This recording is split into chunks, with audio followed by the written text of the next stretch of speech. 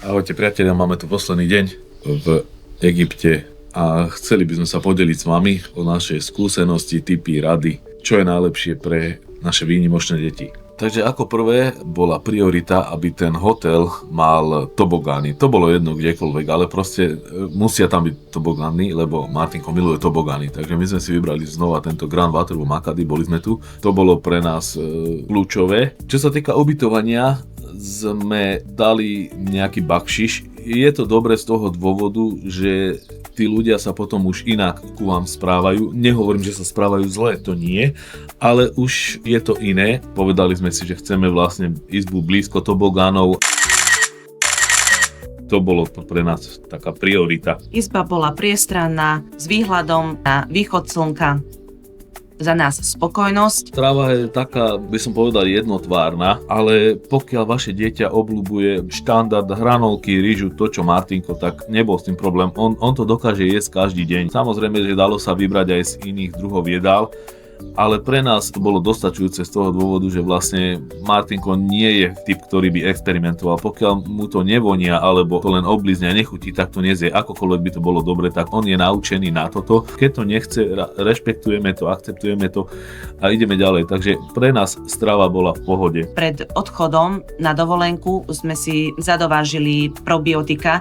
Je to veľmi dobrá vec, pretože môže sa ľahko stať, že tu môžu časom za 2-3 dní, je to veľmi individuálne, dokonca sa môže stať, že po návrate budete trpieť črevnými problémami a nám sa veľmi osvedčilo práve užívanie probiotík aj počas dovolenky. Ak by ste náhodou mali problémy črevné, tak je tu samozrejme liek na predaj, to liek Antinal. Počas nášho pobytu sa nám stala taká vec a Martinkovi sa teda vyhodili také výrážky, mal to tuším také červené, áno. Ale nám strašne pomohlo na tieto červené tie flaky, ktoré vlastne mu slnko spôsobilo a veľmi ťažko to znášal, tú takzvanú bolesť, ako teoreticky to možno tak nebolelo, len deti na spektre viacej, intenzívnejšie pociťujú bolesť, tak nám pomohol sprej lokálnymi antibiotikami. Áno. To slnko v Egypte je oveľa ostrejšie. Preto my preferujeme tieto zimné mesiace, že nie je tu až tak teplo, aj tá dovolenka je lacnejšia. Ďalšia vec je tá, že nie je tu až toľko ľudí. To je tiež veľká výhoda, že proste nemáte to tu natrieskané, že čakáte rady.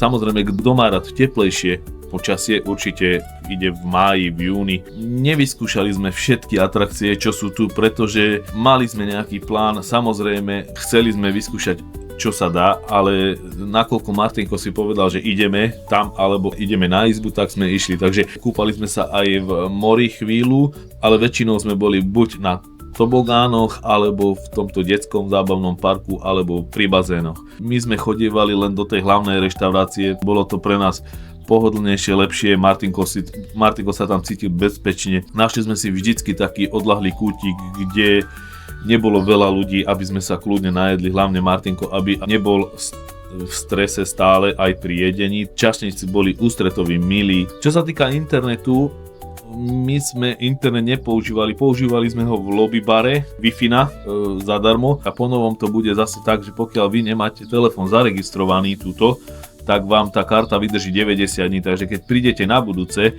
môže sa stať, že vám nebude vôbec fungovať ten telefón, pokiaľ ho nemáte zaregistrovaný. Je to tak v Egypte po novom, je to novinka. Čo sa týka pláži, tak je piesočnatá, je pozvolný vstup, ale Martinkovi sa veľmi do mora nechcelo, pretože keď aj išiel do tej vody, tak jeho vyhlásenie bolo, že ho všetko štípe, reže. My sme si kúpili plážovú obuv alebo obuv do mora. Je piesok, ale ďalej sú potom korály a je tam tvrdý povrch. To dno už je kamenisté. Ja mám osobnú skúsenosť. Tieto topánky som si nekúpila. Išla som do mora a natrafila som na raju. Aspoň som sa poučila, že asi tie topánky budem si musieť kúpiť. Kúpili sme si trička s UV faktorom. Mám to aj ja, má to aj Martinko, že to oblečenie je dobré, lebo to slnko je tu ozaj ostré. Je tu možnosť aj šnorchlovať. Chceli sme to využiť, ale opäť kvôli Martinkovi sme z toho upustili, pretože on ani nechcel to vyskúšať, aj keď šnorchlovať v bazéne šnorchluje, ale v mori nechcel. To šnorchlovanie sa tu naučil, celkom ho to bavilo a našiel si tu vlastne kamarátov. Týmto boli tu z rôzne národnosti, rôzni ľudia. Aj napriek tomu, že Martinko nevie až tak dobre po anglicky, vedeli sa dohodnúť a vedeli sa dorozumieť. Vždy vedeli, že ako sa zahrať a čo treba robiť. Hlavne na tých tobogánoch, tam sa vybláznili a nie je nič krajšie ako vidieť nášho syna sa usmievať. Išli sme na výlet do Grand Aquaria v Hurghade. Pozerali sme si aj recenzie, samozrejme. Za nás to bolo, myslím si, že veľmi poučné a veľmi, veľmi dobre, lebo Martinko sa tam cítil dobre. Sice už to nie je najnovšie, má tiež takisto ako tento hotel svoje pekné dni za sebou, ale dalo sa tam čo pozerať. Hlavne Martinka fascinovali tie ryby, čo ho fakt dostalo, bolo potápač, ktorý mu zakýval, krmil ryby, to bol z toho v nemom úžase a pozeral na potápača, že čo robí ten ujo a tak ďalej. Tí ľudia nerobili predsudky, ale skôr, keď sme aj oznámili, že Martinko teda má autizmus, tak sme to videli tak, nie väčšinou, ale takmer stále, že teda je to v pohode. Teraz nebudeme sa na to pozerať, že čo robí a prečo je divný, napríklad keď aj chytil nejaké tie záchvaty hnevu, ktoré tu boli pravidelne, tak tuto to nikto neriešil. On mohol byť sám sebou, že fakt, keď mal veľký hnev alebo kričal strašne, hlasno tlieskal, tým vyjadroval svoju tú takú spokojnosť, taký elán v sebe. Nikto to tu vôbec neriešil. Či tlieská v lobbybare, tlieská na pláži. Toto bolo také ozaj opäť iné. Chceli by sme zvlášť poďakovať niektorým ľuďom, hlavne priateľom, už teraz priateľom, ktorí nám spestrili ten život a hlavne ten pobyt tu. Sú to Delo Mohamed, to bol človek, ktorý proste, ja osobne, ako hovorím za seba, že som ostal v nemom úžase z toho, ako prijal nášho syna a ako sa k nemu správal, ako k vlastnému synovi. To som v živote nezažil nikde.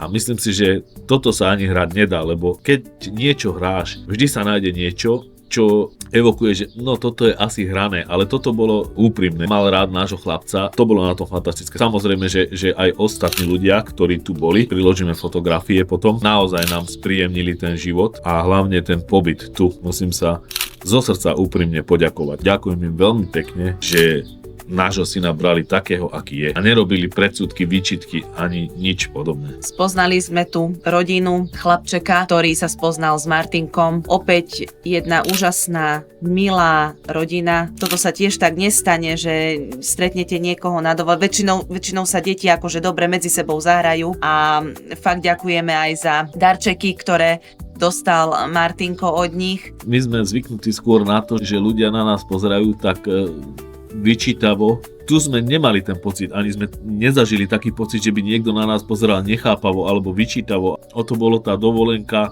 úžasnejšia. Nemuseli sme nikomu nič vysvetľovať, nemuseli sme nikomu nič hovoriť, že proste takto to je a hotovo. A nikto to neriešil. A úprimne myslím si ja osobne, že toto troška chýba aj v našich končinách. Troška zmeniť ten pohľad na tie veci, pretože sú veci, ktoré nezmeníte. Určite sa sem ešte vrátime, minimálne len kvôli tým ľuďom, ktorí tu pracujú a ktorí spríjemnili celý tento pobyt. Či už to bolo delfinárium, ľudia, ktorí pracujú priamo tu, alebo čokoľvek, čo vyčarilo Martinkovi úsmev na perách. Už len kvôli tomu sem prídeme, lebo Martinko sa tu cítil naozaj ako doma. To nezažívame každý deň, to je to, prečo sme tu, na čom nám záleží. Toto sú tie momenty, pre ktoré sa oplatí žiť. Ďakujeme, že nás sledujete, veľmi si to vážime a ďakujeme za každý jeden odber, like. Sledujte nás a naše cesty pasom na cestách. Ďakujeme veľmi pekne a ahojte. Ahojte.